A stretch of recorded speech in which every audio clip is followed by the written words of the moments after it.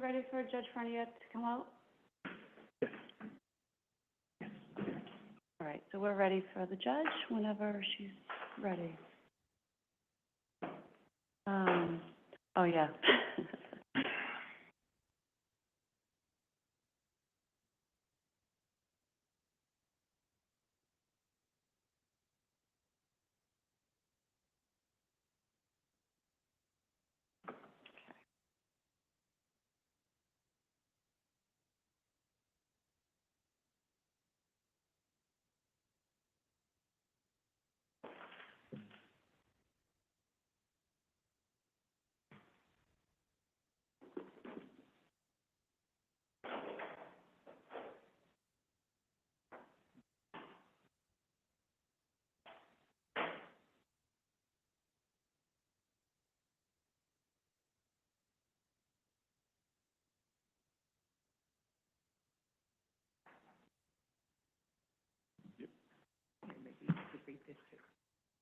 Yep.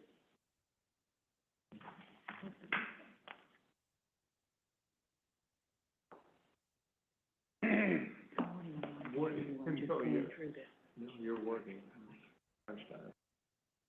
No.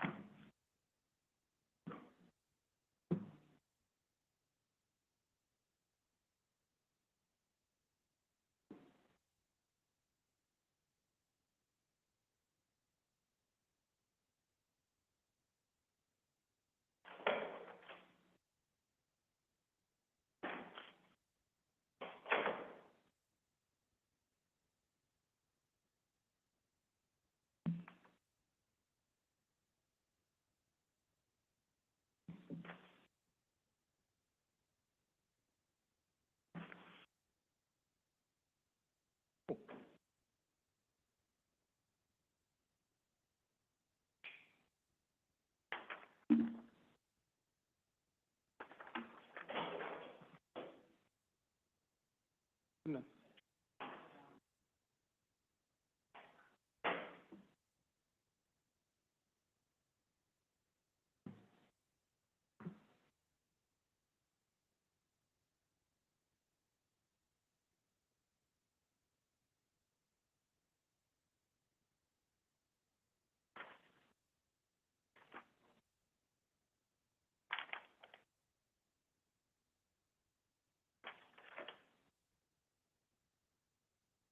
I think so too.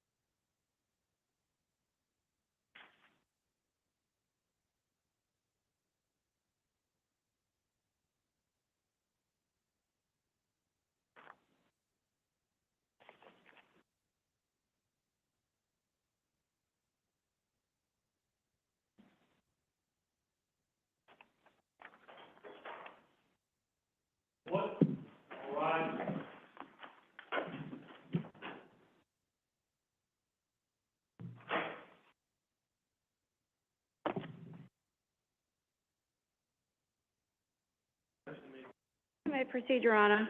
Yes, please. Thank you. The matter before the Court of Commonwealth versus Brian Walsh on Norfolk County docket 2382CR0091. Mr. Walsh is present, represented by Kelly Porges and Larry Tipton.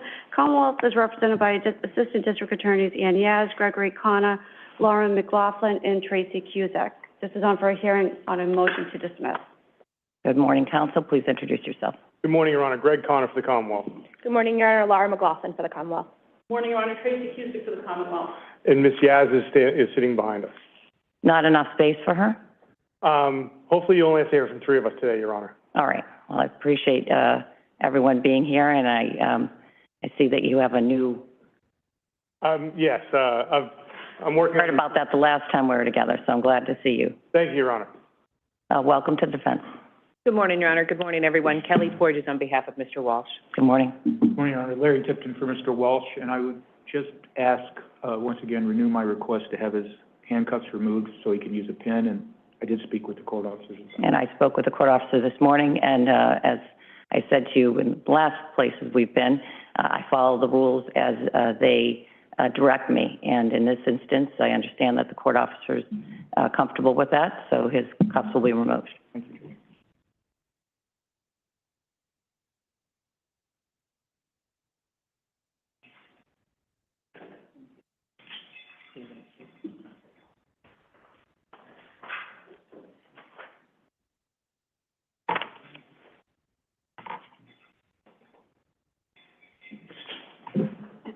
So we're here today on, I guess, to handle two matters that are on my radar, and I'm happy to handle anything else that you want to bring to my attention. But of principal concern to me today is the defendant's motion to dismiss, and also a motion with regard to the, I'll call it the Federal Protective Order.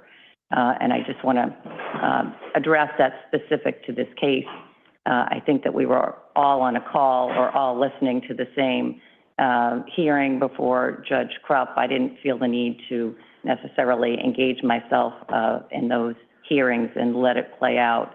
As you know, I had sort of put a temporary hold for a hearing last Friday, which I ultimately decided we didn't need to do because of the events as they progress. But we can talk about that as well today and how that particular issue impacts this case, which may be very different than some of the other cases that were involved in the prior hearing.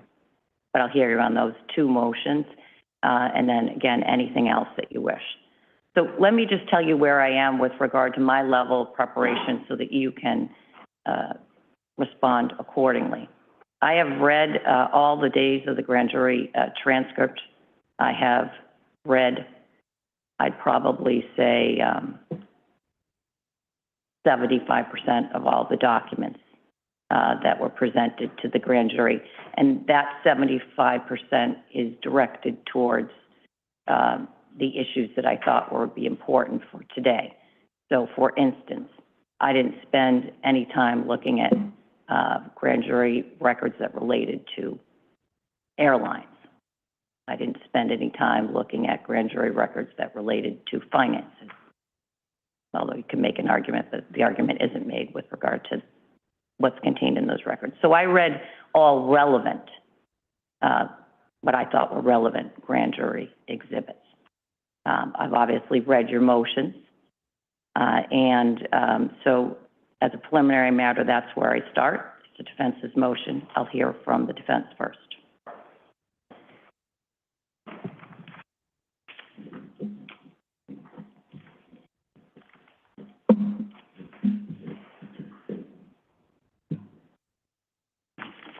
Thank you, Judge. First thing I want to address is this, the interpretation of Riley. And we cite to Riley, and then the Commonwealth cites to Riley, and it appears that Commonwealth relies on Riley and their interpretation of Riley to say, since we, in their opinion, met the sufficiency of evidence as to premeditation and specific intent, now we can also prosecute on extreme atrocity and cruelty. Let me just first address Riley. That's not what Riley says. what we made clear in our memorandum is that Riley stands for the simple proposition that they clarified to Pace. They basically said, just to be clear, Pace was talking about the face of an indictment under 265-1. And they said, now this case Riley presents a different matter. And so to be clear, you have to present sufficient evidence to the grand jury on first-degree murder, and they kind of left it at that. Then the opinion kind of wanders off and says something about, in footnote 8, that the Commonwealth tends to rely on, saying that if you present any theory of first-degree murder, you can then, it seems to be saying you can, at least that's what the Commonwealth says, you can then prosecute on any theory. That's not logical. If you just think about it for a moment, Judge, that would defy well-standing law. Moran, Walshe now, Umberto H., Handwright, the cases we cite, and two of the cases that they cite, Moran and Walshe, that make it clear that elements of the crime at issue, the grand jury has to hear sufficient evidence to make out the elements of the crime that is going to be indicted. And what does that mean for this case? What it means is that you have to, if you want to prosecute Mr. Walsh on a theory of extreme atrocity and cruelty, you have to give the grand jury at least sufficient evidence meeting the probable cause to arrest standard on what the elements of extreme atrocity and cruelty are. And what do those elements include? They include the three now Castillo factors, that the grand jury has to hear sufficient evidence of at least one, I would suggest at least one, if not all three of those factors. They heard nothing at all. And the Commonwealth in their memorandum does not even try to argue that they presented any evidence of those factors. And why is that? Why is it important to understand that what Riley says and what Riley doesn't say? Because if you just think about it for one moment, if a grand jury only heard sufficient evidence of third-pronged malice, an intent to do an act that a reasonable person with the facts known to the defendant at the time would have believed would have resulted in a plain and strong likelihood of death. And let's just say, for this hypothetical, that the grand jury also heard sufficient evidence of premeditation. Is it the Commonwealth's position that the indictment, whether it's issued with the language of 265-1, would allow a prosecution of premeditated murder? Of course it wouldn't, because the only malice element that that grand jury heard was third-pronged malice that does not apply to premeditated murder. Is that fair recitation or evaluation of the evidence that was presented, that they only heard third-pronged malice? No, I'm not representing that, Judge. I'm trying to just distinguish and make clear All right, so let me just ask you, Attorney Tipton. Yes. It seems to me that this motion to dismiss is based on an argument of insufficient evidence. And the issue that you're raising now seems to me to be something that is relevant, perhaps, to a motion in limine with regard to what the Commonwealth can produce at trial. But your task today is to convince me that there was insufficient evidence of premeditation, right?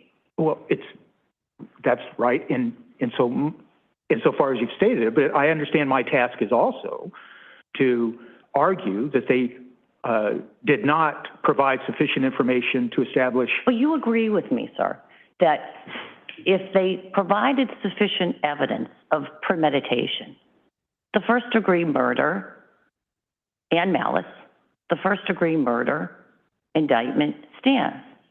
The first-degree murder insofar as it alleges premeditated murder. Goes back to what I just said. Isn't this an issue that you're addressing with the court, an issue with regard to limitations on evidence if you're unsuccessful in this motion down the road?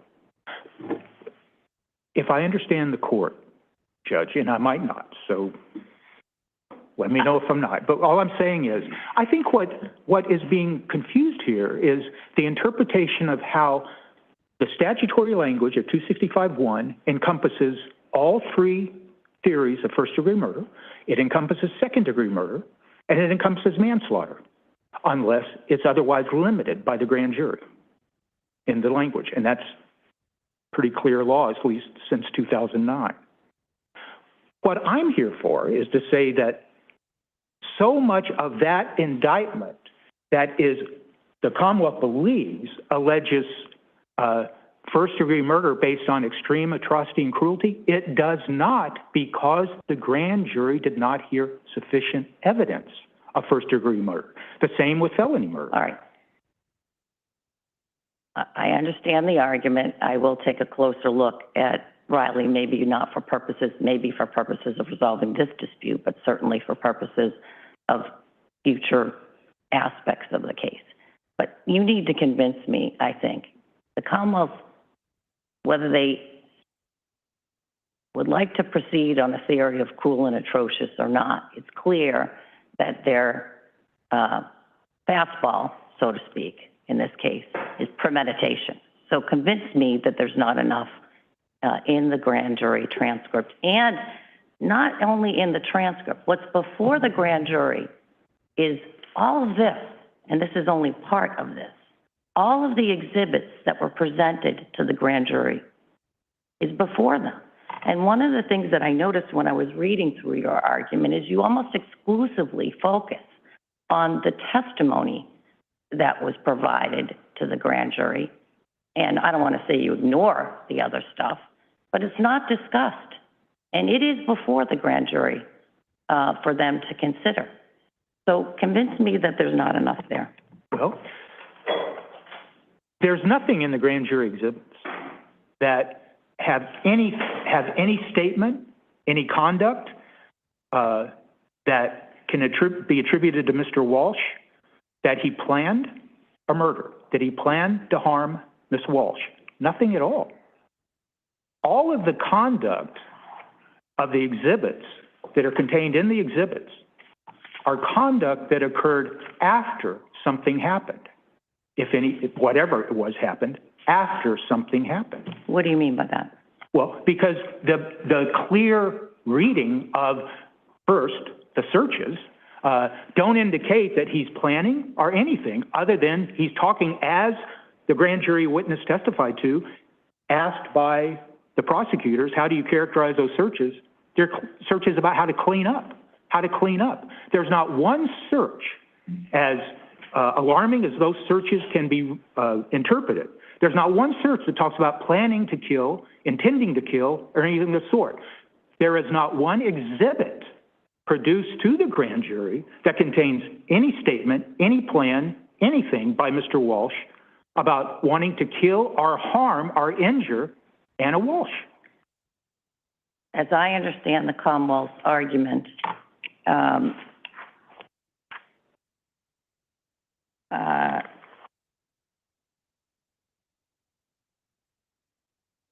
with regard to premeditation, their argument would be, from their opposition, that it's reasonable for a jury to infer that, or credit the defendant's statement that Anna left the house at 6:35 in the afternoon, in the morning, excuse me, that it would be reasonable for them to credit that the 6-year-old son saw his mother that morning, in the early morning. It would be reasonable for them to infer then that those incriminating searches between 4:53 a.m. and 6:35 a.m. happened before she was murdered, and that's supported by a 3-hour break in the searches from 6:35 until 9:35 a.m.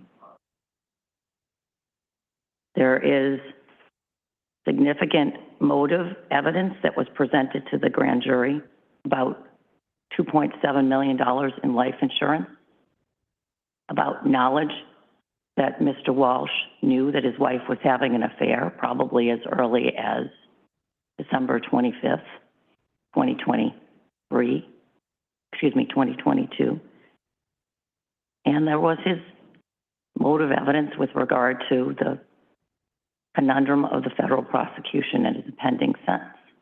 That's all before the jury. As I understand their argument, it is that those searches that are done, and there's 8 of them done before 6:35 in the morning, are prior to. And even though it's reasonable to say that those searches relate to what you do once you have a dead body, that it's not inconsistent with the fact that he may not have yet killed her at the time that he did those searches. Those are the reasonable inferences they're saying that a grand jury could have found.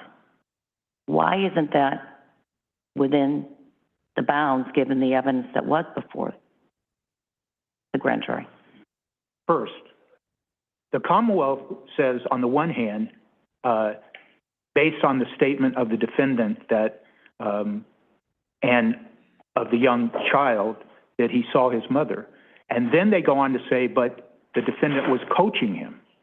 And then at the grand jury, they go through an enormous amount of effort to dispute whether the child actually saw her, as they put on witnesses talking about everything from how well he understands English, the young child, what he does, what he doesn't understand, that he couldn't have created the searches. But they go on to try to dispute that what the child said is not accurate, and it's the result of coaching by the defendant. That's what the Commonwealth presented. We weren't there, but that's what they presented. Let me talk about the insurance. The court used the word motive. It's possible motive evidence, but motive evidence is not premeditation, and motive evidence is not malice. And there is nothing untoward about life insurance policies named in anybody's name, and there were still life insurance policies presented to the grand jury that still had Ms. Walsh as the beneficiary. So now we look at that quality of evidence.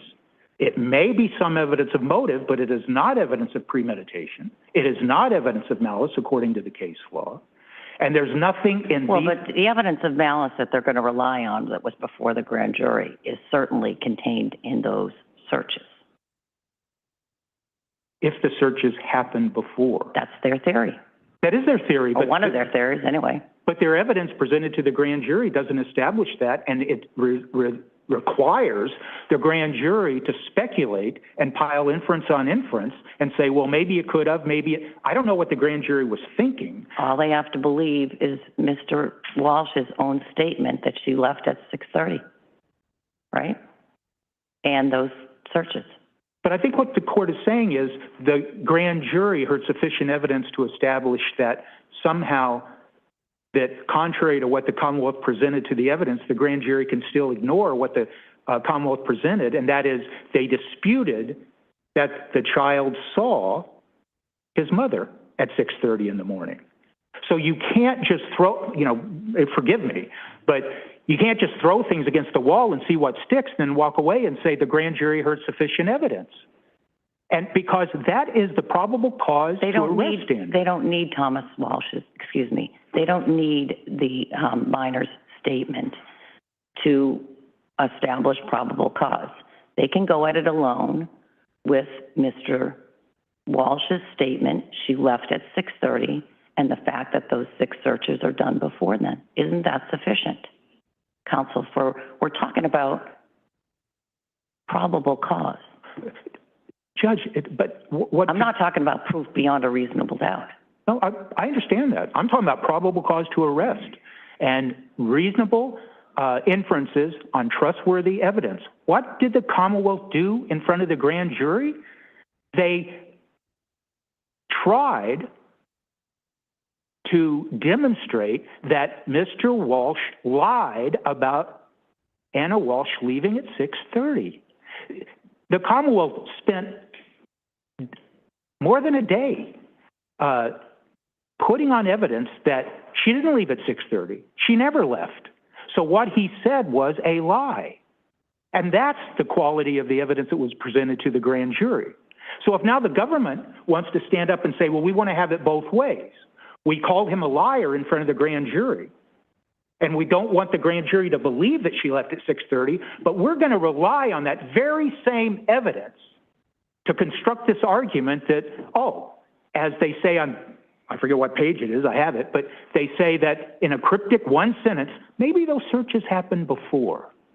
And that's all they do. All right, what's the argument? Let's change the playing field and say the argument is that, because they could pursue alternate theories, that she was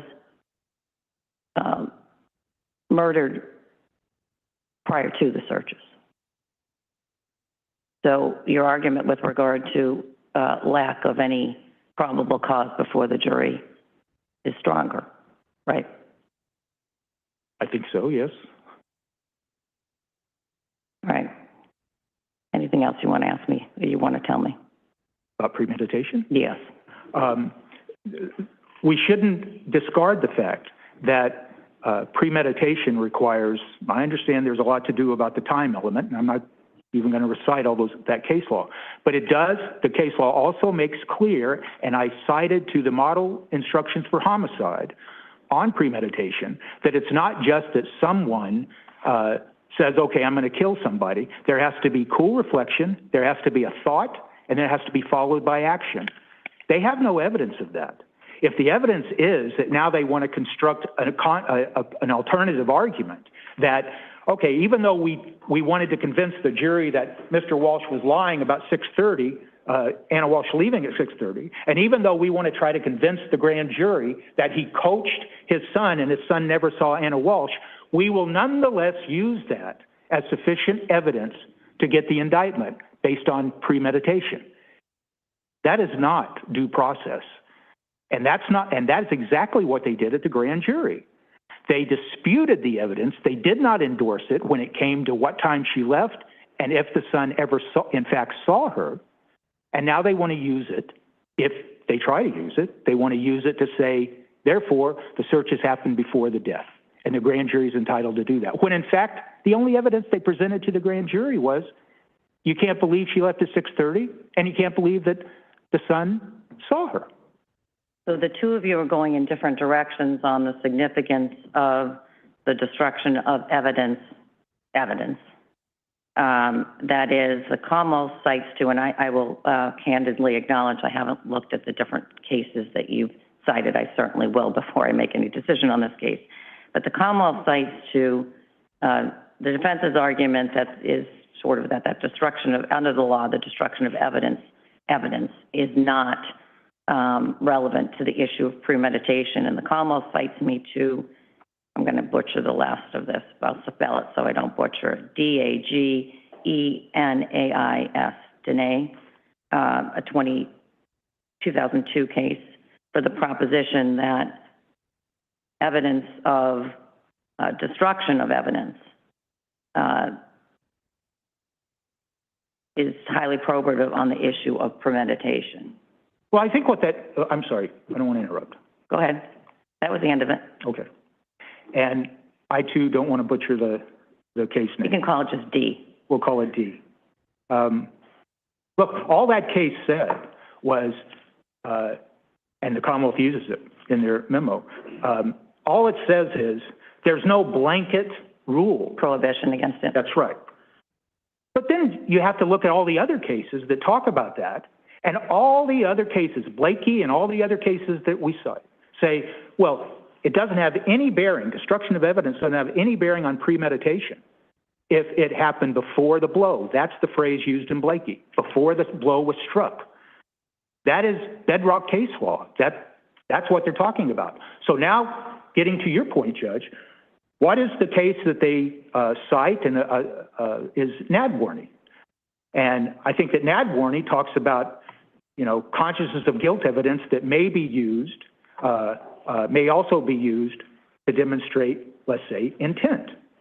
And it goes hand in hand because there's a difference between the analysis of premeditation and intent. But what Nadworny, a case way back in the 70s, says is that on those facts, you could consider the condition of the body found in the trunk of the defendant's car that had been in the trunk for 4 months and show decomposition, show that it was specifically wrapped up like a funeral director may do it because his father worked at a funeral director. And they go on to elicit all those facts of how that type of thinking can be impugned to that defendant. You don't have anything like that here in this case. And so the grand jury didn't hear anything of the sort like that. And Blakey says, as well as any number of cases, say that consciousness of guilt should not be used to try to prove malice or premeditation if you can't demonstrate that the so-called consciousness of guilt evidence, and I will say for purposes of this motion, it's probably likely that at trial, those searches would be considered consciousness of guilt if the Commonwealth can demonstrate sufficiently prior to introducing them that they were in fact created by Mr. Walsh and no other person, that they could be considered consciousness of guilt, but that's the limitation. And the case law that they cite and that we cite go on and talk about the errors that are asserted in appellate review where a defendant argues that you used consciousness of guilt to influence the jury on intent and premeditation. And what the analysis shows in many of those cases is, well, where the jury got a complete instruction on consciousness of guilt and premeditation and all the variations of malice, and many times the decisions are made by a substantial miscarriage of justice. But the point is, they're saying in those cases, we think the jury understood that you can't use that evidence other than consciousness of guilt. So in this case, you might have consciousness of guilt evidence, but that is not evidence of premeditation on these facts. You might have consciousness of guilt evidence, but it's not evidence of intent, and it's not evidence that establishes any of the three prongs of malice. And that's what we argue throughout our brief. I think I heard Your Honor refer to affair, the knowledge of the affair. Let me just talk about that for just a moment. And then I have to circle back and not repeat what I said, but I want to talk about inferences and how they apply to the arguments that the Commonwealth makes in their memorandum. First, I know the government wants, and they've said it to the public, but they're just wrong. Mr. Walsh did not know about an affair, period. What AK, and I'll just use the initials that I did in the memo, what AK told the grand jury was that Anna Walsh had talked about telling Mr. Walsh she had a crush on someone. There was no testimony by AK that Anna Walsh discussed with her that Mr. Walsh knew about the affair that was ongoing. I don't think that's correct, counsel. Okay. Let me tell you what I have in mind from reading.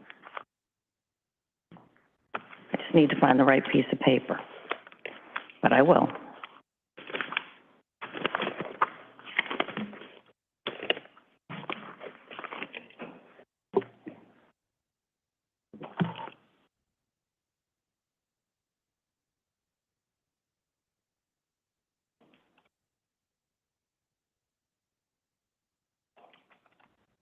AK testified that the defendant told Anna that his mother had told him that Anna was going to leave him for a guy in D.C. and take the kids, and that he believed that. That was her testimony.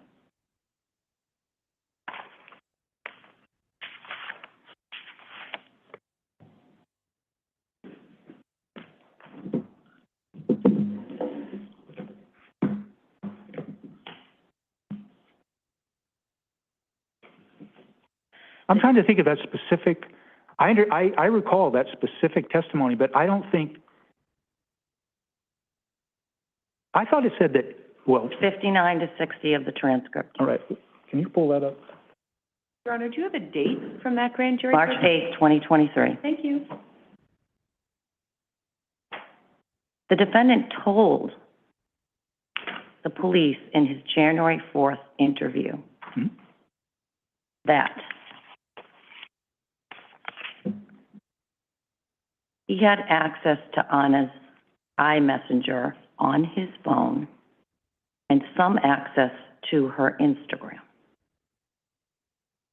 Those are the two ways that Anna communicated with WF for his testimony.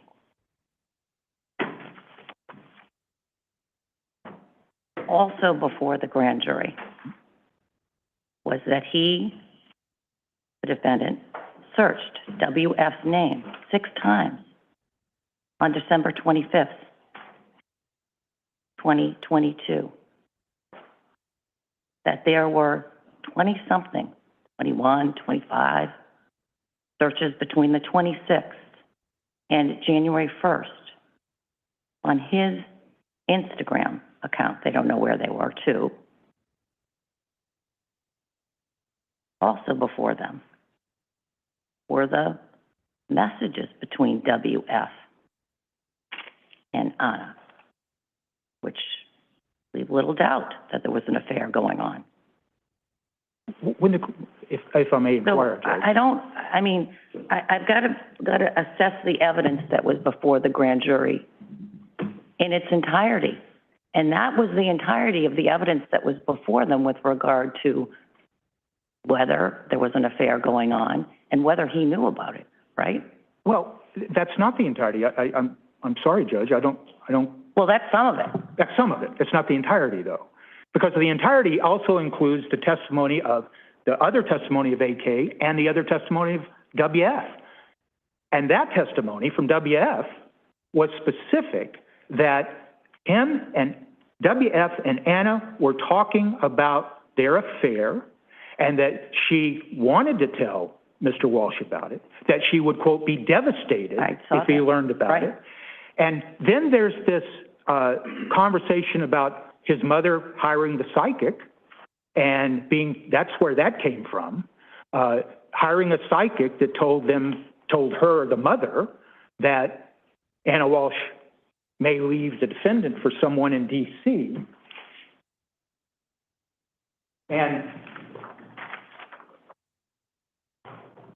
And then WF is asked specifically by the government, was there any conversation about Mr. Walsh knowing, I'm going to paraphrase, knowing about the affair? No. Was there any conversation about whether she had told him about the affair? She wanted to tell him about the affair at some point. But evidence go to the issue of whether or not Anna knew that Brian knew about the affair, not whether Brian knew about the affair. Well, when the court recites the fact that if we assume for purposes of this motion that Mr. Walsh is the one that reached out and tried to search for WF, how does that show, how does that demonstrate reasonable and trustworthy and reliable facts, articulable facts, that he knew about, quote, an affair, as opposed to the simple truth that was presented to the grand jury that she had a crush on? Well, let's put aside the searches on the searches on the December 25th and put aside the 21 other searches between those dates and just focus on his admission to the police on the 4th of his access to her Instagram and to her iMessenger and WF's exhibits of the messages between Anna and himself. As I said, there's little doubt based on what's in there. You know what's in there, that there was an affair going on, right? And you're referencing the messaging between Anna and WF. Correct, which the defendant told the police on the 4th of January that he had access to that during his interview. And that was before the grand jury, too. He may have told, he in fact told the police that, yes, he had access to it. He never told the police that he read those text messages, he saw those text messages. Isn't that a reasonable inference? Why would it be? Why would it be a reasonable inference that jumps from the fact that someone may, in fact, be able to access messaging, but there is no, that he has access to it, but that in fact he did? Why is that? I don't think that's his language on 1-4, but, that he had access to it. I'll go back and listen to it again, but, my memory of it was that they were coming up on his phone. Okay. But I'll go back and refresh that. But what did you want to, so this idea, this notion that, that there's no evidence supporting the fact that he knew of the affair, just doesn't seem to me to be a fair assessment of the evidence that was before the grand jury. And what we're arguing, Judge, that it can only be a fair assessment based on reasonable and articulable facts of trustworthy information. There is no trustworthy information. There's no information at all that Mr. Walsh read Anna Walsh's messaging between herself and WF. Does somebody have the January 4th interview, page 30, lines 8 to 22? I have it here. I just don't know what exactly it is. Oh, maybe I do.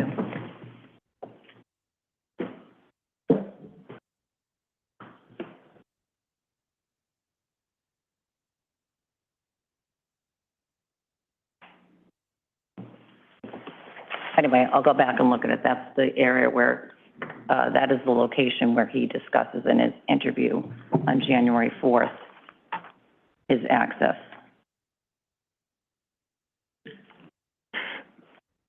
You may be right, it's access and not that he actually looked at it. And I'll take a look and see if I'm wrong, too. All right. Could I just go back to pages 60 and 61? And yes, I have it right here. So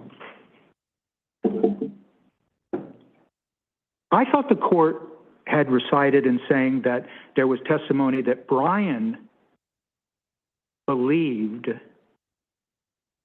Anna believed, Brian believed. So I'm on 60, line 11.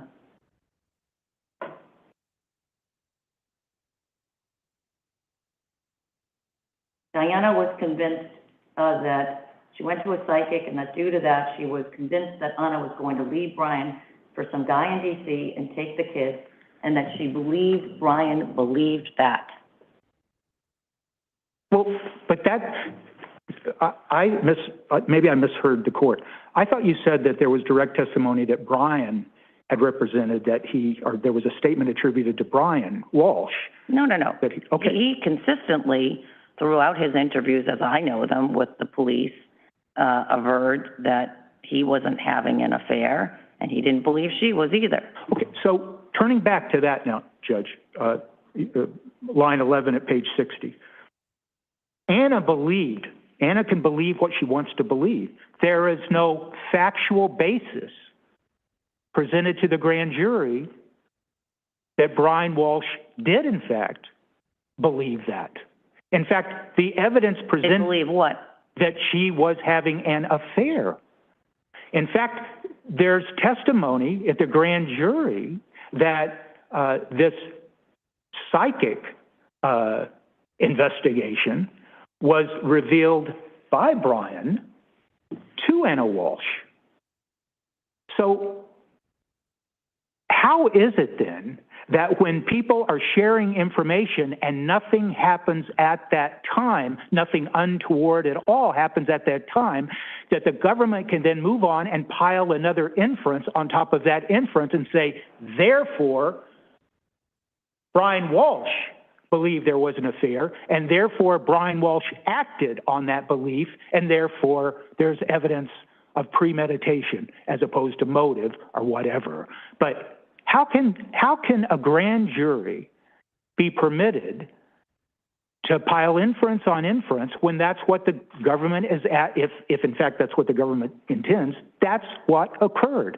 There is no trustworthy, reliable information that Brian Walsh believed or knew about an affair. And when you consider the testimony of WF at the grand jury, and the testimony in conjunction with AK, did she ever say he was jealous? Counsel, let's circle back to those December 25th, 2022, the 6 searches,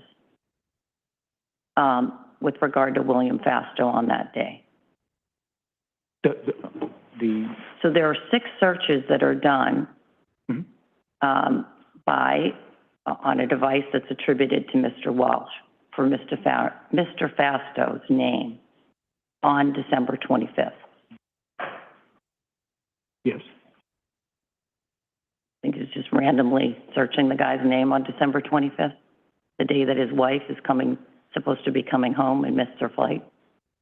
Well, he's trying to find out where she is because she's late, and she has to leave on the 25th, and she misses the flight, and she has to drive up. And she thinks of William Fasto, or he thinks of William Fasto? Well, he's also reaching out to others, I believe. He didn't, as far as I know, the only information before the court from the materials that were in the grand jury is he searches William Fasto's name 6 times that day. Okay, but William, she's already, if you believe what was presented to the grand jury, and that's the constraint we're under right now. Sure. She, according to AK, she told Mr. Walsh she had a crush on WF. So why wouldn't he? If your spouse says, I have a crush on this person, the other spouse is not allowed just to say, I want to learn about what that other person is. When does, and this is up for grabs for either side, I have a question with regard to the evidence that was before the grand jury.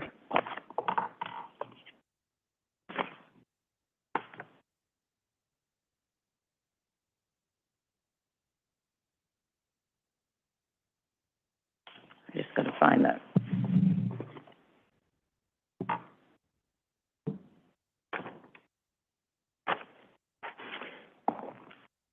So much paper.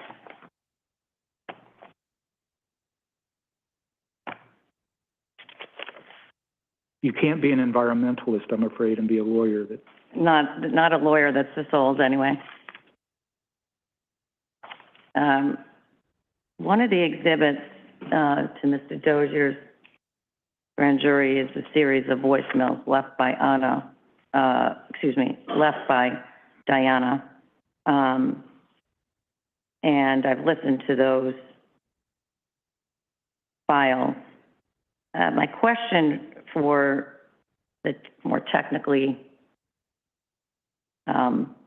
enabled people is, was it before the grand jury that file number 046, or any of the files that Mr. Dozier provided, time-stamped in any way?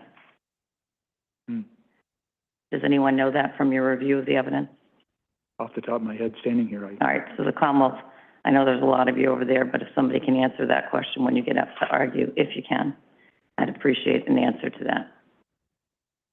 But talking about, and you're talking about the investigator when you...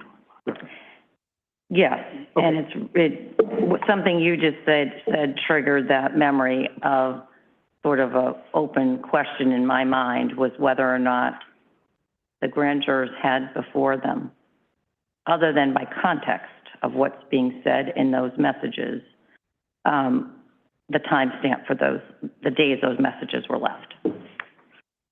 And we can get the answer to that question, but the testimony of Mr. Dozier under oath was that there was no testimony that he got in. That's the other interesting thing. He never got a name. Well, he never gave the name. He had a name. They had a person of interest. It was WF, but he never provided that name to them. That was something that's how I recall his testimony. And what I was about to say was, he never testified, and he was asked, or I guess asked in substance, no one like Brian Walshe gave him a name. And in fact, the government kept asking that witness, when did you ever talk to Brian Walshe? Yes, we did have some conversations. When did that occur? If my memory, I'm paraphrasing, if my memory serves me, it was sometime after January 1st. January 1st. So I think that's another piece of trustworthy and reliable information that someone could make an inference that at some point Mr. Walshe became aware of an investigation that his mother instigated, but there was no evidence that that investigation was informed by Mr. Walshe, and Mr. Walshe didn't have a reason to get on the phone and say, hey, apparently, to check out this WF guy. So that's why we say in our memo that when the government begins to spin out what it believes are reasonable inferences, they are not grounded in articulable and trustworthy and reliable facts. They are the ruminations of the Commonwealth trying to justify that what they presented to the grand jury is sufficient in making out the elements of the charge, even though, as I return briefly, they don't even attempt to make out the elements of extreme atrocity and cruelty when it comes to what was presented to the grand jury.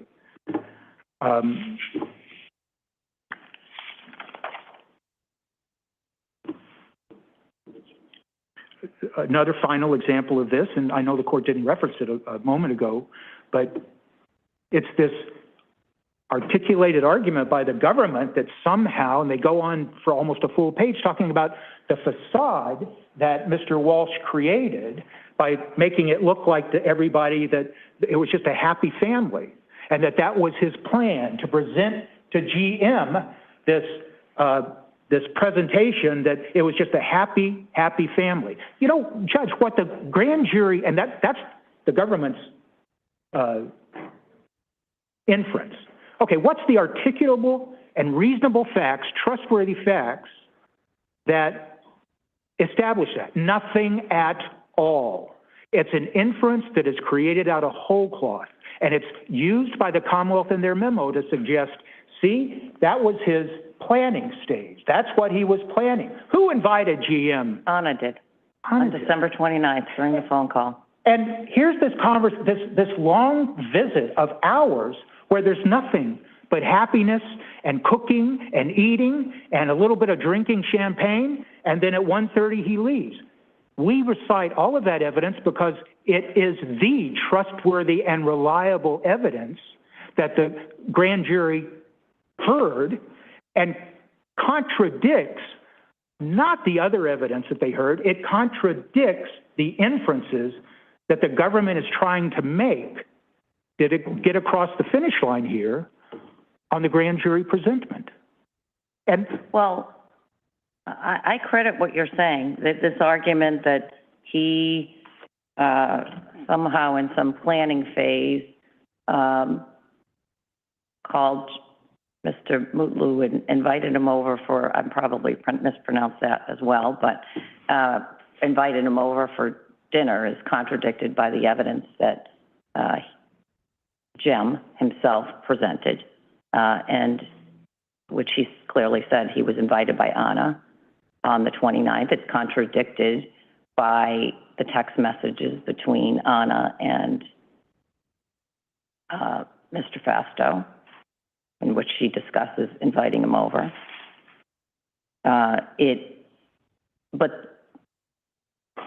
So I credit that the evidence wasn't that that was a planning thing as far as the evidence that I can see before the grand jury. But also, it's clear that there was sufficient evidence before the grand jury that this marriage was in distress over the issues relating to his then pending federal sentence and the implications of that on their life and where the children lived.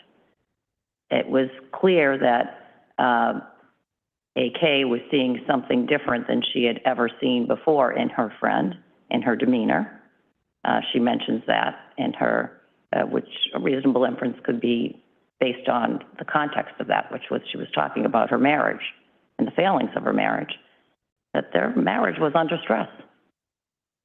So while I credit you that this notion that he planned this by ordering or by inviting Jem over, there doesn't seem to be any evidence before the grand jury that I can see. They'll argue otherwise, perhaps.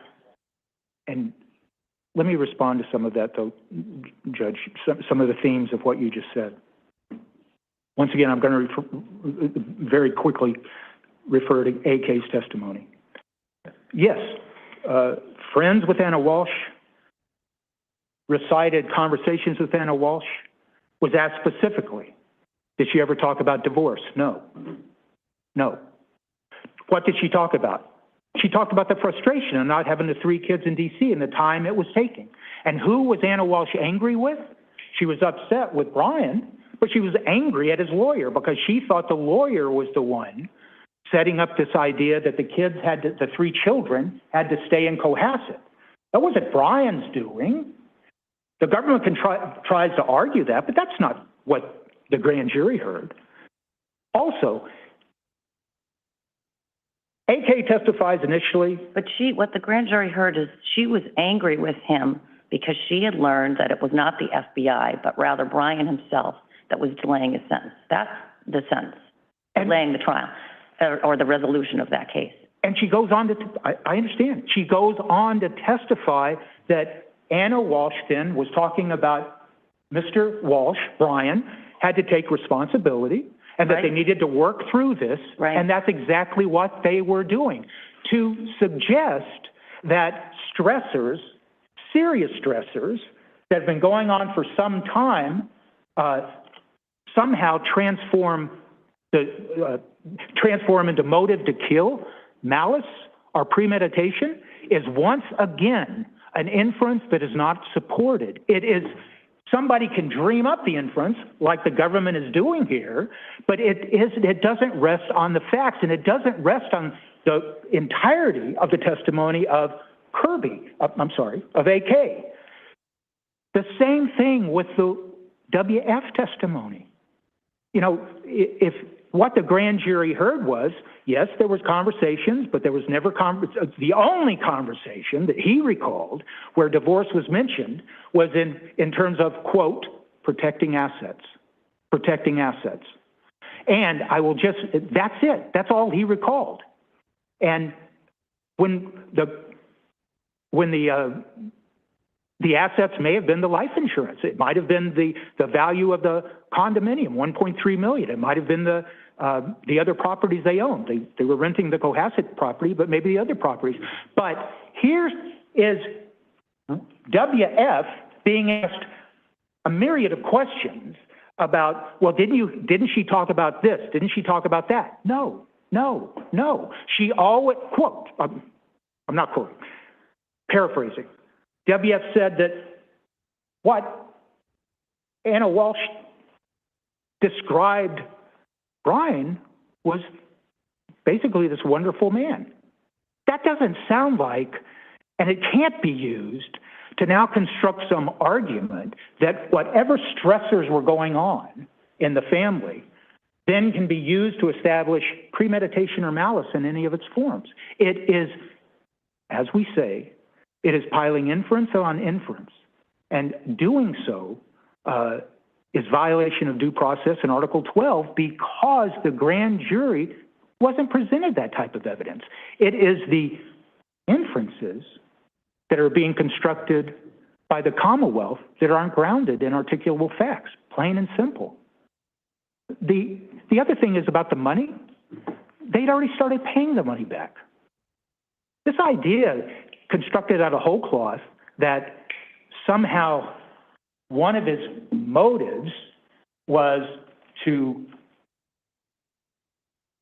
murder his wife so he gets access to monies so he can pay $450,000 that they'd already started paying for, and they had all these properties, just defies logic. What was the evidence before the grand jury that since you mentioned it, that he had paid back anything? I think that, I know it's in the grand jury somewhere, Judge, because Where? I will find it. I'll give you a particular citation. Anyone? What, Mr. Walsh made statements that one of the 4 days that he was interviewed by the police, he had explained, and I believe his attorney was present when they both represented that part of the money had already been That's right. paid back. And Tracy Minor indicated to the detective that they were trying to pay back as much money as possible prior to the sentencing. Well, I knew that part. I And they appreciate represented that. that money had been paid back, a number had never been given for the amount. so it wasn't in the grand jury, it was in the exhibit. And is there anything in the exhibits that were before the, well, that's in the grand jury. Exhibit. I understand, but I was misleading when I said it was in the grand jury. No, I think that's the proper statement. Before the grand jury, it was an exhibit to them. Was the, federal docket that has been presented to me, and I don't remember in connection with what at this point, because I have so many motions, that I'm considering, but you know that somewhere, in my, travels, I've come across the federal docket to his federal case that was attached to something. Mm-hmm. Was that ever before the grand jury? I don't think so. No, Your Honor. There was reference to the federal case. Yes. There's reference to the federal case. I was just wondering whether there's any evidence of payment in that, docket, because if there was evidence of payment in the docket, then it would be fair to say that they had evidence before them. Often, in my experience, when restitution is paid, it may not have happened here because the sentence doesn't happen until 2024. But that would have been certainly something that would have been noted. And they did get darn close, it looks like, from my recollection of my review of that docket to a sentencing. But then I don't know what happened, but they retreated. So if the grand jury,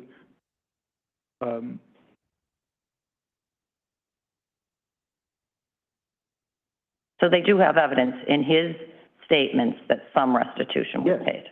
and they did not hear any evidence that there was some conflict about, or some argument about the amount of money that had to be paid back. There's nothing like that presented to the grand jury.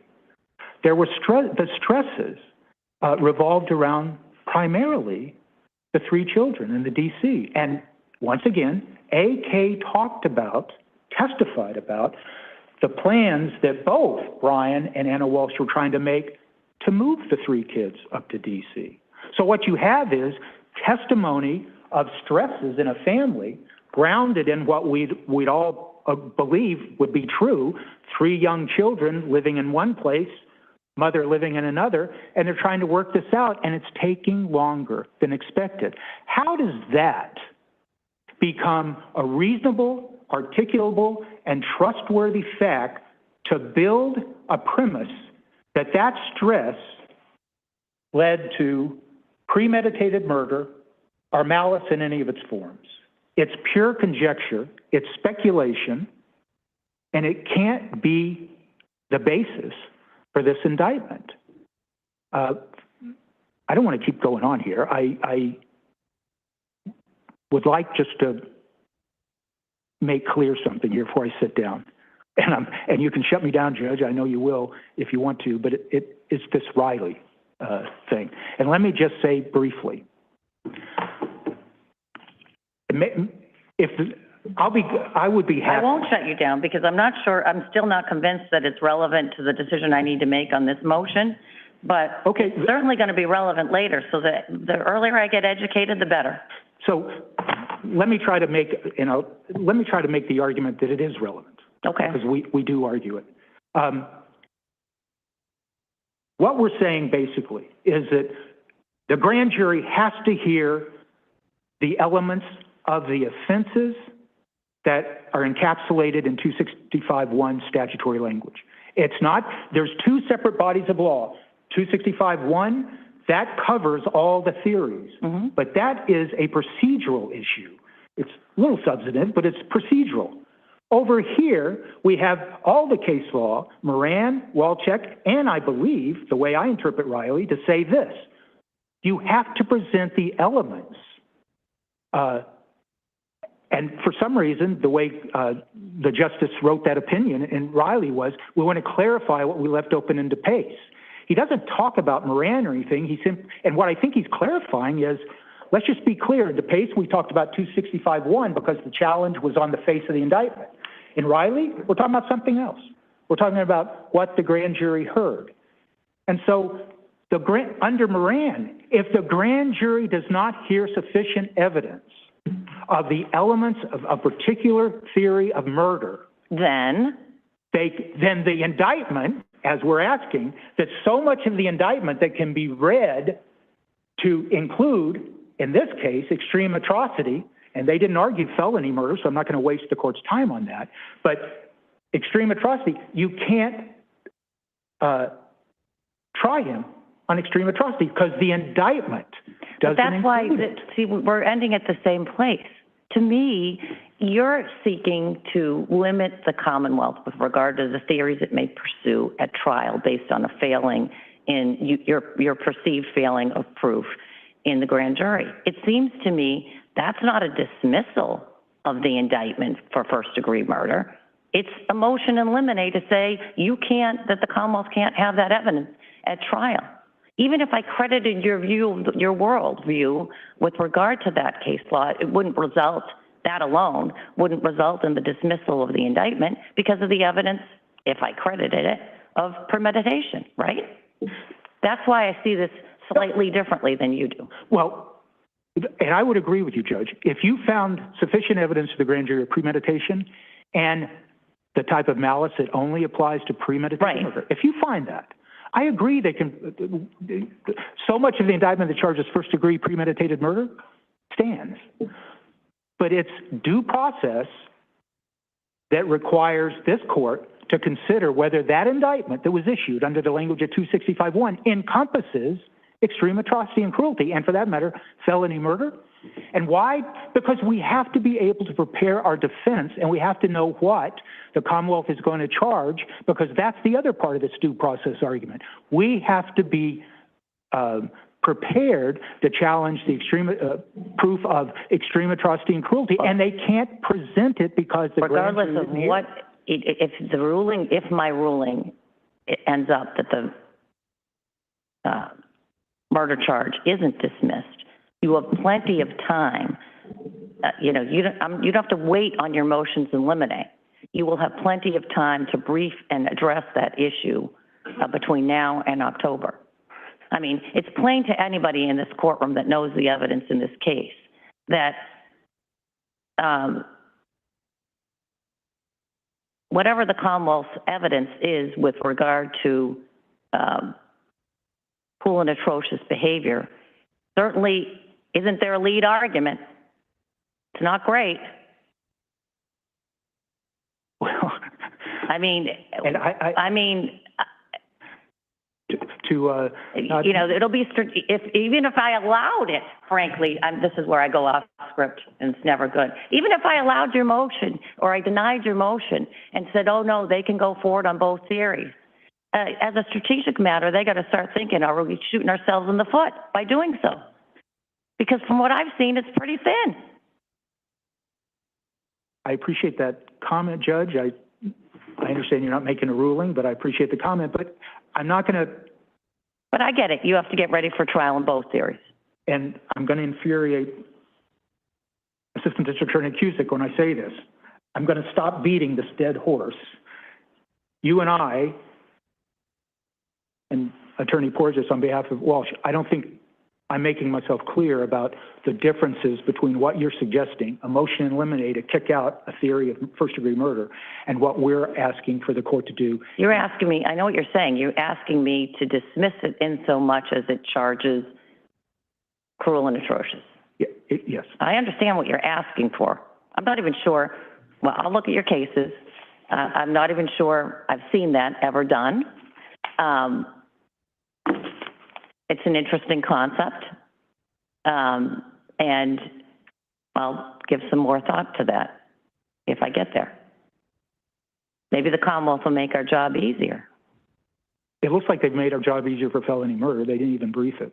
Right. Well, we got to start, October, tick-tock, it's coming. So figure out what your theories are going to be, and let's argue about the things that really matter, right? Well, these really matter to us. I understand. and I don't take any of this lightly. And when I say, let's talk about the things that matter, if it is the case that the Commonwealth's not going to really pursue cruel and atrocious, then we're just wasting our time, right? I have a brief moment to ask a question. Certainly.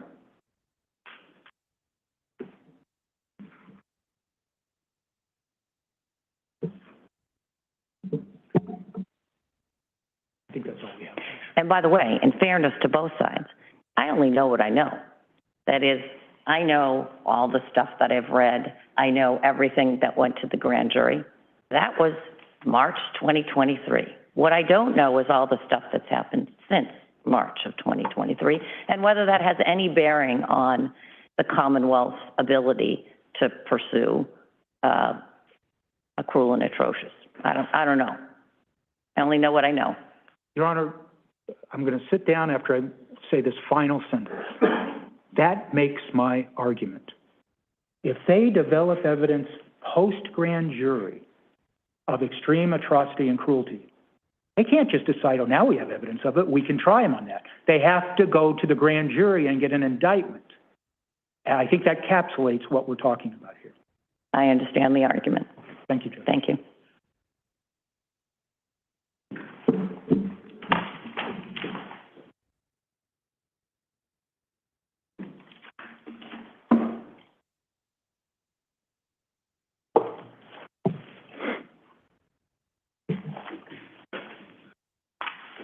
Good morning, Your Honor. Good morning.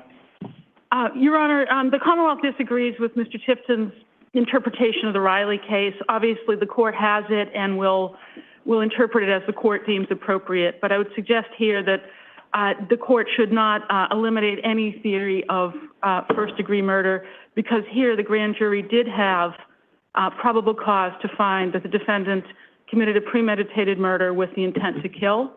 A few housekeeping matters. The Commonwealth agreed. We're not saying that we thought Mr. Walsh, or there was evidence before the grand jury that Mr. Walsh invited the New Year's Eve guest. That was Anna who invited him. The Commonwealth's argument is, with the guests being there, Mr. Walsh used the guest's presence to create a facade of a jovial, happy couple having a New Year's Eve celebration. And I suggest that that is also borne out by the fact that when Mr. Walsh eventually got in touch with the New Year's Eve guest, I think it was on January 4th, he was asked by the New Year's Eve guest, GM, well, did you argue? And Mr. Walsh's response was, you saw us. Did it look like we argued? So I would suggest that that certainly supports that dinner was used as a charade. Your Honor, the defendant had serious financial, legal, and marital problems in December of 2022. There was ample evidence that he was aware of Anna Walsh's relationship with a man in D.C. He's certainly doing those searches on Christmas Day. That's the day Anna had said she had to work. Mr. Walsh said that in one of the interviews with the police, that she wasn't home on Christmas Eve because she had to work. And there was certainly, she did show up late. The flight had been canceled. She did drive up, and that's the night he begins searching WF's name online. Then later on December 27th, he's doing a search about divorce and states to get divorced in, and the results of that search shows that Massachusetts is not a favorable state for divorce. And then the mother hires the private investigator in D.C. Now, the mother says she got the name from Mr. Walsh, that he told her not to do it, but I would suggest here he gives her the name of a private investigator. She hires the private investigator to investigate whether Anna is engaged in activities that are not appropriate for a married woman. And I understand the court's question about the timing of those voicemails. I don't know off the top of my head the voicemails from the mother to the investigator firm, but we will look into that and see if there is anything. The one that I'm most interested in is, well, I'm interested in whether there's a timestamp on any of them, but the one that I'm most interested in is,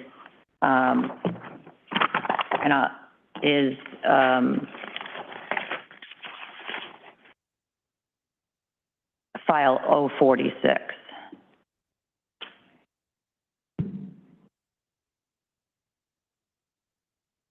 And in that message, she indicates, my son says, could you please check WF? Because during that period, he was in Idaho, and he just wants to see how often they saw each other. That's the one that I want to know, that whether the evidence was before the grand jury as to what the time frame of that was. Certainly, Your Honor. We will examine the exhibits, and we'll let the court know, and we'll let counsel know, obviously, what we decipher, whether the timestamp is indeed in front of them or whether it was not. Your Honor, here, the grand jury also had information from the testimony of AK about her conversation with Anna on December 29th, I believe. They went out to dinner, and she describes Anna as just being beside herself. Anna described a huge fight with the defendant over Christmas, had given him an ultimatum about the children coming to D.C. to live with her. She had found out that the defendant, and she does mention a lawyer also, but essentially that the defendant had engineered the children remaining in Cohasset with him because it was perceived that that would help him avoid an incarcerated sentence on his federal case.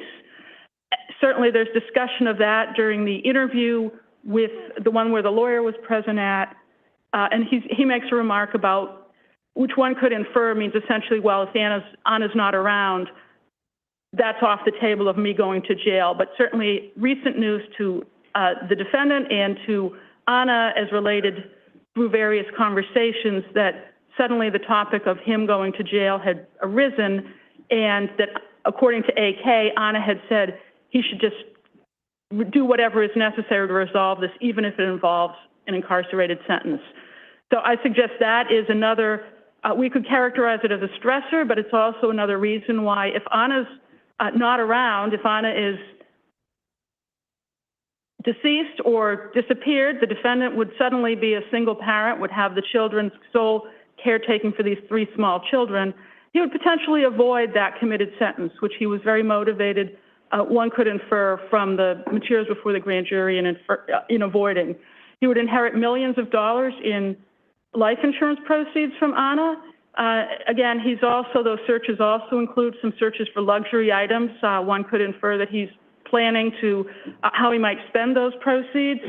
And he would also, But those searches, I don't think that rings true, because those searches with regard to in terms of premeditation anyway, the searches with regard to the watch are later. I agree with that, Your Honor. I just suggest that So how does that relate to premeditation? Your Honor, I suggest it relates to the concept of having money, which was certainly a stressor, that the defendant needed money to pay that restitution. I know at some point, I believe it was in the interview with the lawyer, forgive me if I'm mistaken, but I think it was he owed $450,000 in federal restitution. And I suggest here, the fact that he is looking at luxury goods suggests that this is, again, expecting to inherit money. Some of the searches are for cleaning up crime scenes. Specifically, I suggest that shows that the defendant's awareness that this was indeed a crime and not some sort of accidental person dying in a home. Your Honor, I suggest also that the defendant's behavior before that time, approximately 6:30 in the morning on January 1st, his behavior before that time when he says Anna left the house shows that he was planning and premeditating and had the intent to kill her. She arrived at the home on December 30th from D.C. She was not scheduled to go back until January 3rd. So certainly there's a block of time where no one at her work would be looking for her. He planned to appear happy and jovial with the New Year's Eve guest. And again, when he spoke to the guest next, and the guest said, "Were you arguing?" "No, you saw us. Did it look like we were arguing?" He also told the guest that his phone was misplaced. I suggest that was also part of the planning, creating a window of time when he didn't have the phone, that it would be an explanation as to why not responding to any text messages. Certainly, how do we know this was planned? Forensic exam shows that phone was actually in motion, being unlocked and plugged into a power source when it was alleged to have been missing. So I would suggest that's another thing that would go towards planning. And the defendant, planned for The fact that he shut off his phone, or he put his phone, the phone that's missing, let's even, make the most adverse inference to the defendant. That all happens after the Commonwealth, believes that he's killed Anna, right? Your Honor, he tells So the this New York... rearward-looking sort of concept of premeditation is a little bit, difficult for me to Your Honor, there's testimony appreciate. from the guest on December 31st, before Anna had been killed, that the defendant said his phone was mislaid. All right, you're right. So certainly the phone disappeared or was mislaid or whatever happened to the phone, but the defendant represented that his phone was mislaid on December 31st when the New Year's Eve guest was there with Anna. And the defendant also, there was a nanny coming that afternoon. She was scheduled to come about 2 o'clock on the 1st. Anna had told a woman in a nail salon that she and her husband, the defendant, were going out to a adults-only dinner in Marblehead. And certainly I'd suggest that there's no other evidence of that other than that statement. One could infer that the defendant told her that they had plans to go to this party in Marblehead, and that the nanny was going to be there. This would give the defendant, again, a window of time to take action to deal with the disposal of the body of Anna Walshe. Certainly from WF's testimony, it's clear Anna had no plans to tell the defendant about their relationship over the Christmas holiday. She said that he would be devastated, and she also said she did not know what he was capable of. And one can infer that the defendant certainly was seeing those text messages, whether he looked at the phone itself. He made some statements in the police interview claiming that Anna had put the phone upstairs based on a message from someone named Abdullah that had caused some controversy. Certainly the GM, the guest, sort of contradicts that, saying she was using the phone throughout. And other people, AK was receiving text messages from her, and she was texting with WF. Certainly it's a fair inference that the defendant saw those text messages and perhaps realized the true extent of this relationship that they were having, where they were discussing long-term plans, 1, 5, and 10-year plans, and there's a reference to travel that they had taken together. That it's fair to say that the defendant, that might have been something he didn't know about, because based on what at WF's testimony. And also WF, Anna sent a photograph of the house guest herself and the eldest son to WF, and that was something, again, that Mr. Walshe told police about, that she had sent that to him. So I suggest that certainly there's a very fair inference. Replay that again to me, that last statement. During one of the police interviews, Yes? the defendant says that Anna had taken many photographs during the evening and had sent one of them to WF. And that's in, I think it's the third interview, the second or the third interview, Your Honor. And certainly I can find a page site for that. Thank you, I appreciate that.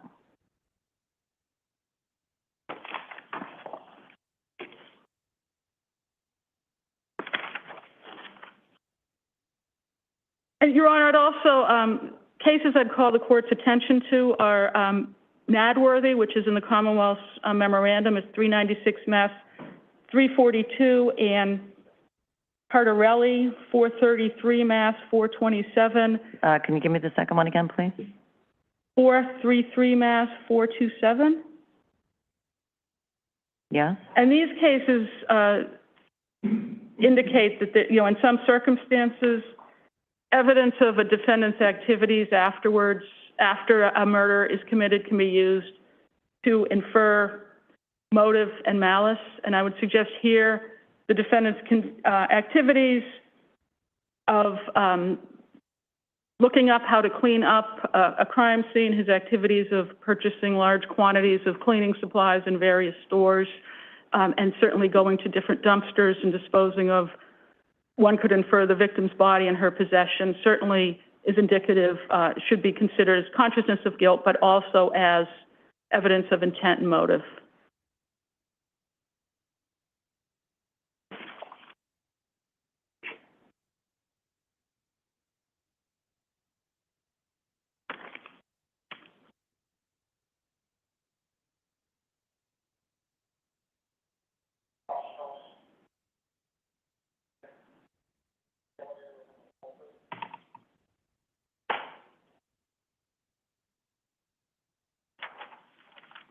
Your Honor, the court has all of the materials that were presented to the grand jury, the exhibits, which are voluminous, and the transcripts and the memorandum from the Commonwealth.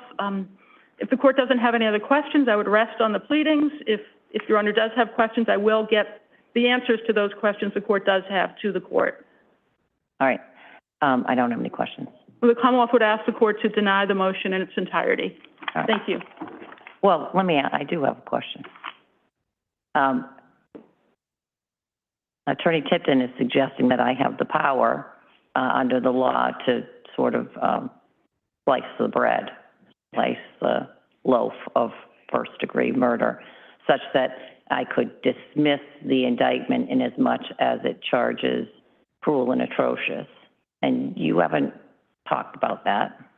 Your Honor, I disagree with Mr. Tipton. The Commonwealth does have, there's very few cases on this that the Commonwealth could find. There are two unpublished ones in the Commonwealth's memorandum that deal with dismissal of so much of an indictment as charges first degree. I'm not sure if they split it so much as to theories, but I would suggest looking at the Riley case, it's clear that if there is evidence to support first-degree murder under any theory, it survives. It survives. The indictment survives.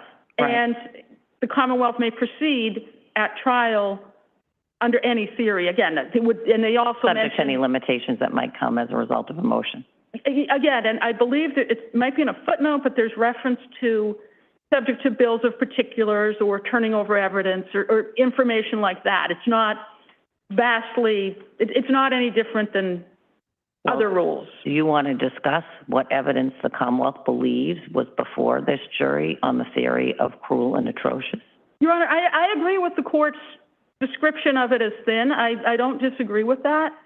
Again, I would suggest that at this juncture, the court should not cut any theory out of the indictment and should instead, again, I imagine this will be litigated prior to trial, but the Commonwealth, again, if the court finds that there was sufficient evidence of premeditation, this juncture is not the time to make any determination as to what the Commonwealth may or may not do with other theories. All right. I appreciate the argument on both sides. Attorney Tipton, it's your motion, so you get the second bite at the apple. It'll be a small one, but, because I'm not going to repeat what I said, but ask the Commonwealth judge, if you will. I give you one citation for a case that says a trial court does not have the power to limit what can be tried based on what's presented to the grand jury. Those two cases they talk about,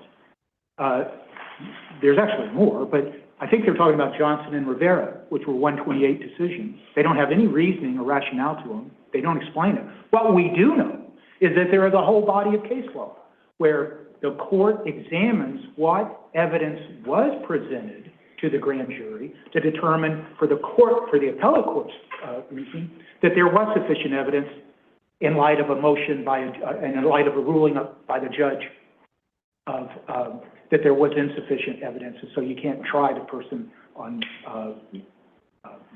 a particular theory of murder.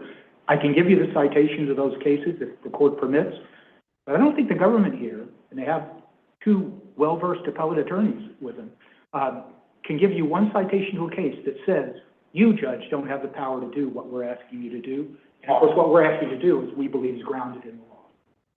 All right, well, I'll give you a couple of days here or there to bring me up to speed or give me any citations. Obviously, you don't have to file a pleading.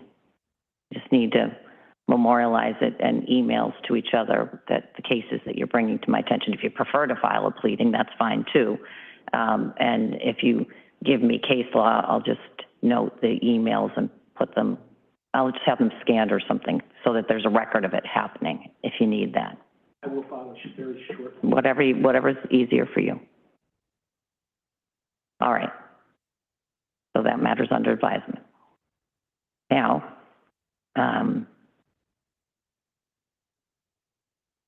so let me say that I was happy to see you all on the Zoom with me last week because we were getting the same information, although I think you were on a Zoom that I was not on because I did not get on the Zoom with Judge Krupp round 2.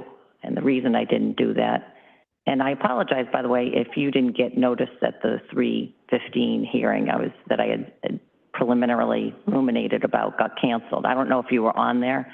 I think what happened, honestly, and I don't want to throw anybody under the bus, is that a couple of clerks in in Norfolk were out in the afternoon, and so it was a slip stitch between what was probably apparent to you that by virtue of what had happened on Friday, we didn't have an emergency situation, although some could argue otherwise, and did on Friday. I understand from listening to the FTR.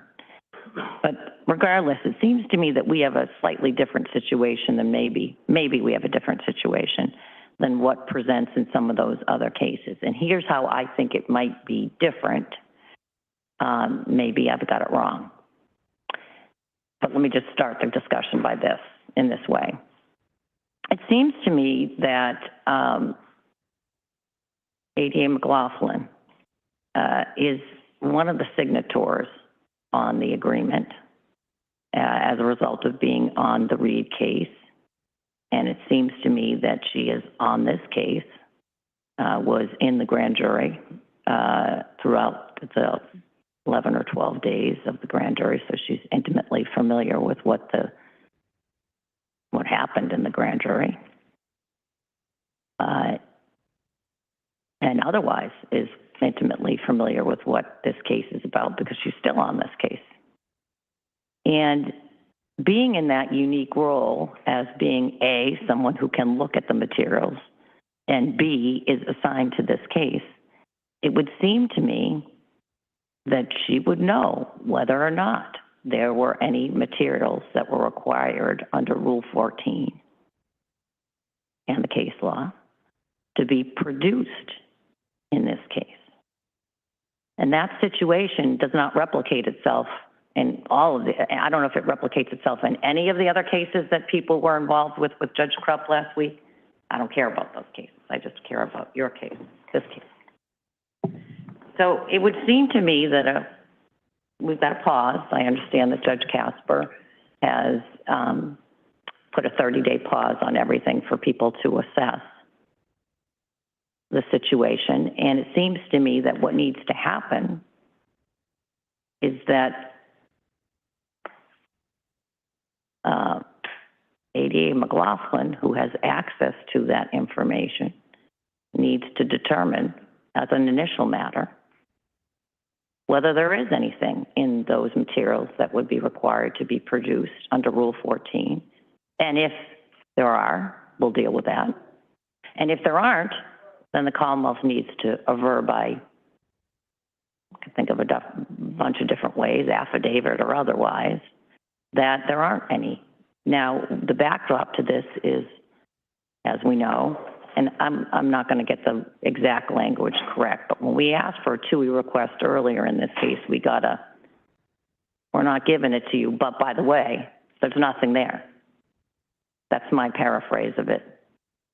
But that doesn't relieve the Commonwealth of its obligation. So that's how I frame the issue in my mind right now for this case. And it's the defendant's motion that brought us here and alerted me to the issue. I mean, the Commonwealth gave me an email before that, but Attorney Tipton, what do you think about that first shot? Attorney Porges. So I had a brief discussion with the Commonwealth this morning, and my understanding is that they're filing a request to impound the protective order in which they would show it to the court, show it to us. They did. Okay. Did you get that before the hearing? We did. So we have the protective order. So our main concern this morning was asking the court to order the Commonwealth to review the material for any exculpatory material or issues. If the court's inclined to do that, then I don't need to be heard further. I would just highlight that a case came down just yesterday that is decidedly on point with this issue. You're smiling because you know, or you're smiling because you... I think I know. Okay. It's Commonwealth versus Goparian, and I would refer everyone to the section that discusses possession, custody, and control. Furthermore, the new revised rules under the Mass Rules of Criminal Procedure do a very good job of clearly explaining and expanding what exculpatory means. And in this situation, they are arguably in the possession of federal grand jury material that was investigating not only Trooper Proctor, but possibly the integrity of a murder investigation done by this very county, by these very officers. And so I just want to be clear that if the court is going to order it and the government is going to accept the order, that we want to make sure everyone has the same understanding of what exculpatory is. So otherwise, I have nothing further unless the court has any questions. No, although, let me see if I can get to that paper.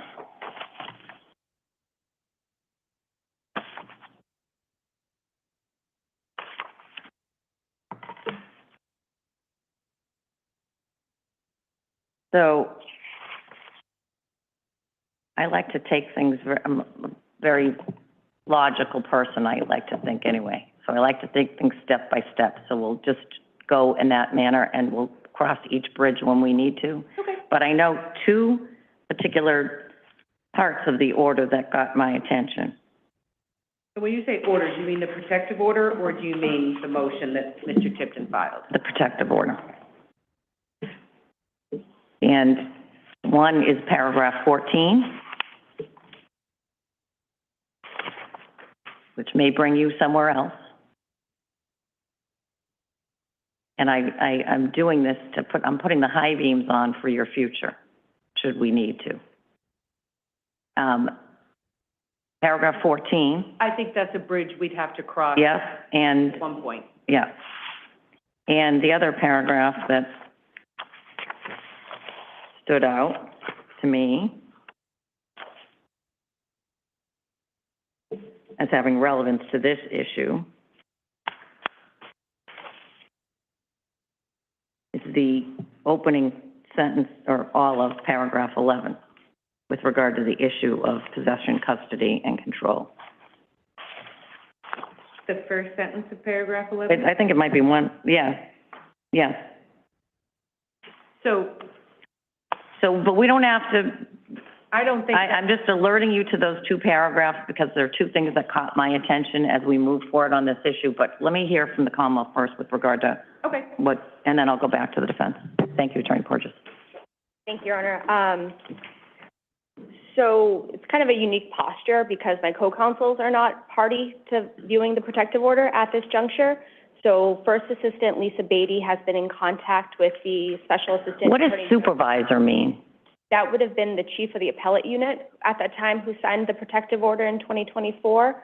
But it says, is that right? That was the way. Hold on a second. I just want to go back and see what the.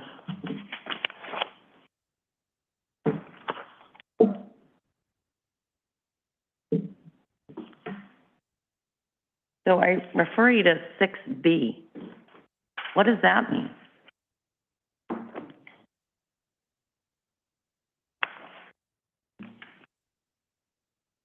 When that was drafted, it was relative to supervisors assigned as part of the Karen Reed prosecution. Right. So at that time, it was the First Assistant, Lynn Beeland. But it wasn't just appellate supervisors. It says Correct. any Correct. supervisors of counsel of record. So anybody that was counsel of record supervisor, which Correct. could be multiple levels. I don't really know, haven't studied your corporate structure. Correct. But as I can say today, well, defense counsel has the opportunity to review the protective order. My co-counsels have not had that opportunity. So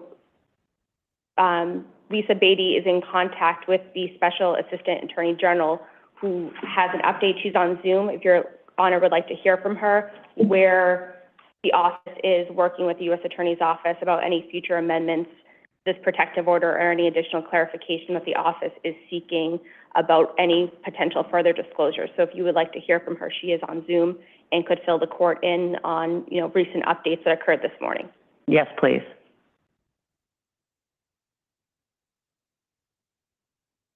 Welcome, ADA Beatty.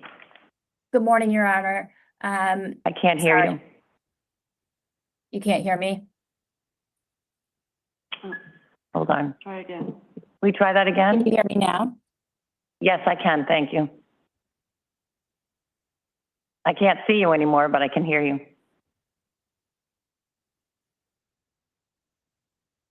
Can you hear me now, Your Honor? Yes, and I can see you. Okay, great, thank you.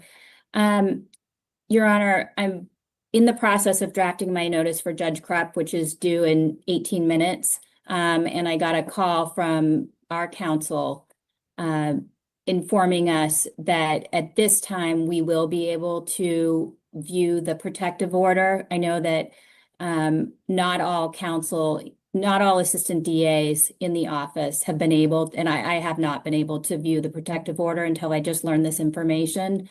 So I can't speak to what's in the order. So that will be able to be changed if there are ADAs who have matters that are in the posture that we are providing discovery and need to address these issues. ADAs will be able to look at the order. In addition, defense counsel, after the state court and defense counsel have signed a protective order, defense counsel will be able to have a copy of the July 21st order as well as the December 2nd protective order. Those are sort of my updates as I'm receiving them now. And then the U.S. Attorney's Office has acknowledged that we need additional accommodations or modifications. I don't know the exact words that they would use, but we have additional requests in order to be able to move forward with cases in a productive manner. And they understand that we're going to continue to engage in dialogue with them and possibly the federal court about how to manage these situations. All right, thank you for the update. And I would just add, the case that came down yesterday is distinguishable because in that matter, the SJC said that the DA's office did not have those materials, that federal materials in, perhaps a protective order, remain in the custody of the federal government. That case is distinguishable because a Worcester police officer participated in the interview and had personal knowledge that he could have discussed or disclosed to the ADA, that the ADA did not pursue that information that would have been held by a Worcester police officer. It is distinguishable that pursuant to this order, the materials do remain in the care, custody, and control of the federal government, and the DA's office is prohibited from any further disclosures. So, but what of my suggestion with regard to your role? That is a role I understand. That is a role I can represent to the court in a different matter. Upon my review of the materials, I saw a statement that was clearly exculpatory in a different case. I spoke to the U.S. Attorney's Office about that matter and had to advise defense counsel and trial prosecutor in the office that they needed to seek a TUI request. Right. I cannot disclose that directly.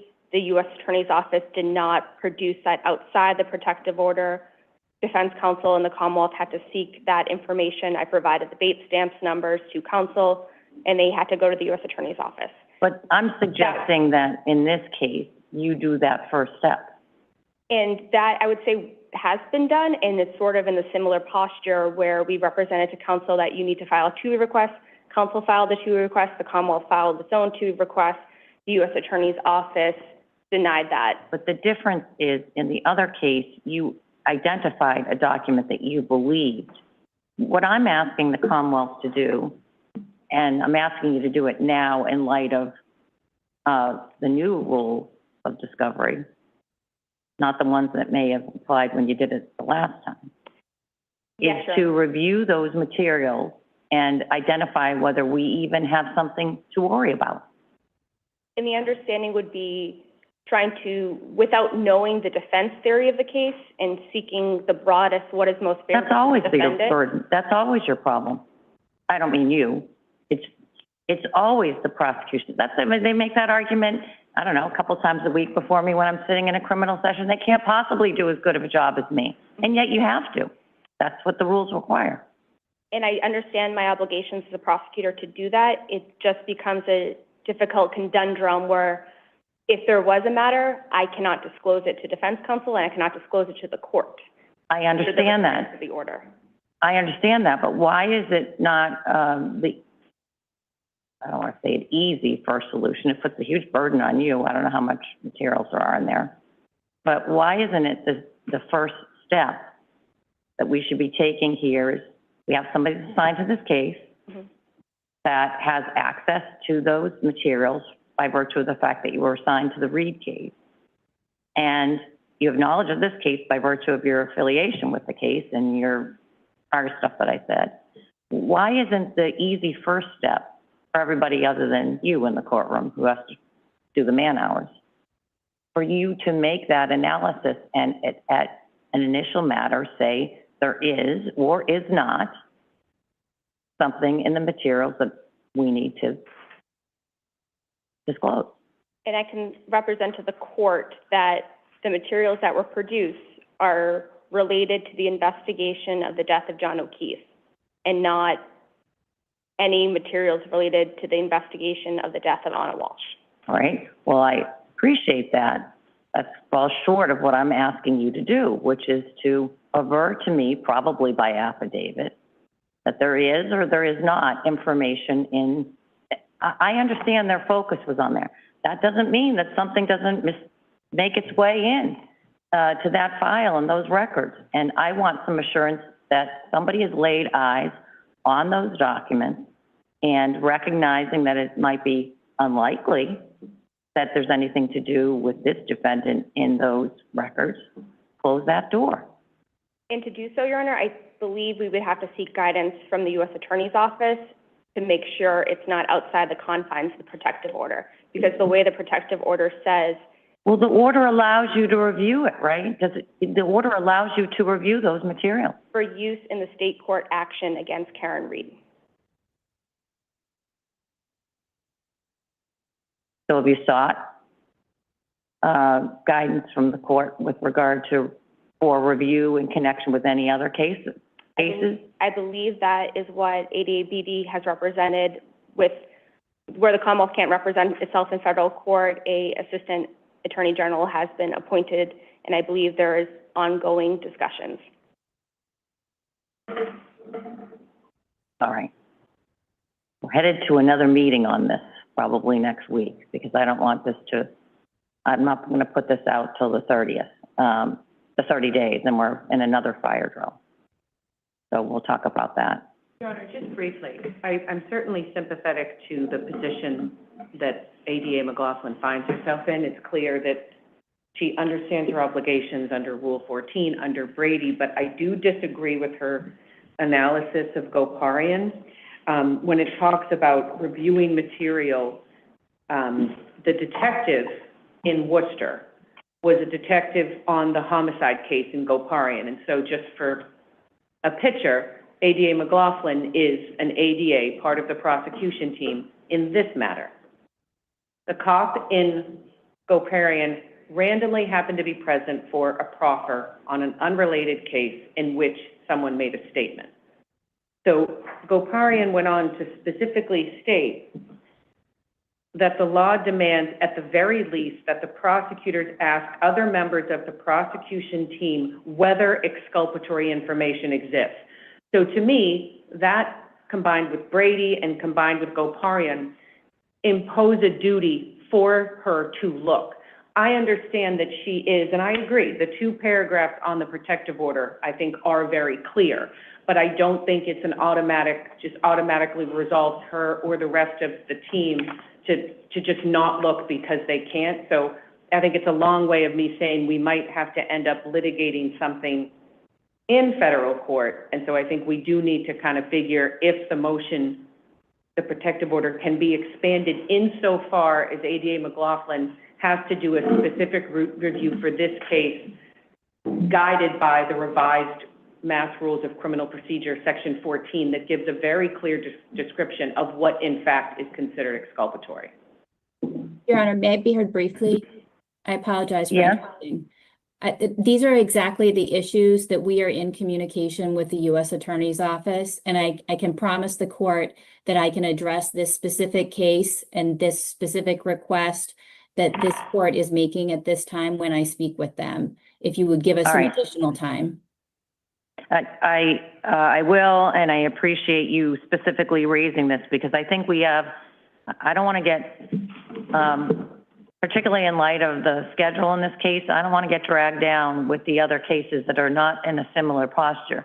The unique situation here is that ADA McLaughlin has already seen the materials. It's not disclosure to any, she saw them in connection with another task, but it's not like a new person is coming on or a new set of people are coming on at this moment.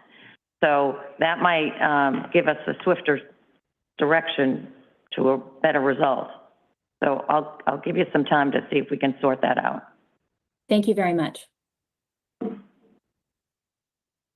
All right.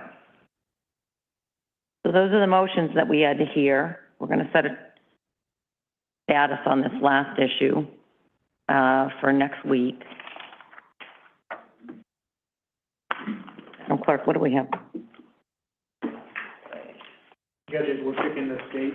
I'm just hoping we can appear by Zoom. Mr. Porges is going to be, Attorney Porges is going to be on trial. I'm on vacation, but I'm glad to appear by Zoom. Yes.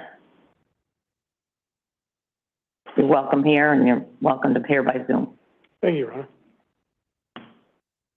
So, Madam Clerk, what does our next week look like? Next Friday. Okay. Your Honor, if you're willing to, I'm sorry, Madam Clerk, if everyone's available for a 2 or 3 p.m., I might be able to get permission just to hop on at court. Okay. But if I might not, I'm just throwing it out there. That's fine, Your Honor. Is 2 or 3 p.m. better? Well, I don't want everyone to schedule around me. I mean, I do, but I could be in the middle of a witness and the judge is like, I can't let you. Right. But it's just, there's a higher likelihood. Well, why don't we schedule it at 2, knowing that probably somebody could, I don't know who you're before, but they might be able, they take another 10 minutes. And he's lovely, I'm sure he would, I just don't know where we're gonna be. So Friday the 1st? No, any day but Friday. Oh, any day but Friday. Sorry, I apologize. The 31st is that available?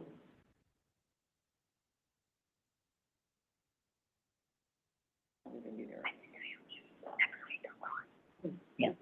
We can do Friday the 1st. Whatever works for the court. So why don't we do Friday the 1st at 2 p.m.? Friday the 1st at 2 p.m.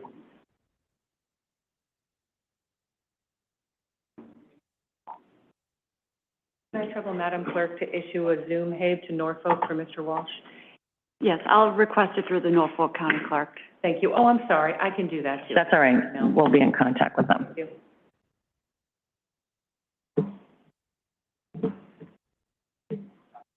The motion to dismiss is under advisement.